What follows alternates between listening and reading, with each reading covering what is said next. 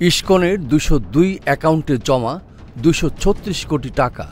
International society for Krishna consciousness ISKCON বা আন্তর্জাতিক কৃষ্ণ ভাবনামৃত সংঘের ২০২টি অ্যাকাউন্টের সন্ধান পেয়েছে Bangladesh financial intelligence unit BFIU। এসব ব্যাংক অ্যাকাউন্টে ২৩৬ কোটি ৪২ লাখ টাকা জমা দেওয়া হয়েছিল। এর মধ্যে গত ২৯ নভেম্বর পর্যন্ত উত্তোলন করা হয়েছে ২২৩ কোটি ৭৩ লক্ষ টাকা।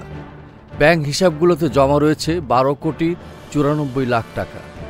পাশাপাশি ইসকনের বিতর্কিত নেতা চন্দন কুমার ধর ওরফে চিন্ময় কুমার দাসের নামে ৩ কোটি ৯২ লাখ টাকা জমা হয়েছিল, যার প্রায় পুরো অর্থই উত্তোলন করা হয়েছে।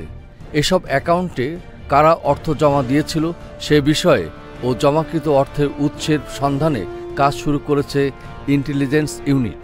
গোয়েন্দা সংস্থার সংশ্লিষ্ট সূত্র এই তথ্য জানিয়েছে। গত ৩০ নভেম্বর বিতর্কিত নেতা চন্দন কুমার ধর ওরফে চিন্ময় কুমার দাস সহ ইসকনের ১৭ জনের ব্যাংক অ্যাকাউন্ট লেনদেন ৩০ দিন স্থগিত নির্দেশ দিয়েছিল BFIU।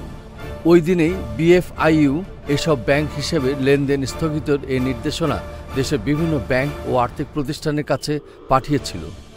যাদের ব্যাংক হিসাব লেনদেন স্থগিত করা হয় তারা হলেন চন্দন কুমার ধর ওরফে চিন্ময় কৃষ্ণ দাস, কার্তিক চন্দ্র দে, অনিক পাল, সরোজ রায়, সুশান্ত দাস, বিশ্বকুমার সিংহ, চণ্ডীদাস বালা, জয়দেব কর্মকার, লিপি রানী কর্মকার, সুধামা গৌরদাস, লক্ষণ কান্তি দাস, প্রিয়তোষ দাস, রূপন দাস, রূপন কুমার ধর, আশিস পুরোহিত, জগদীশ চন্দ্র অধিকারী ও সজল দাস।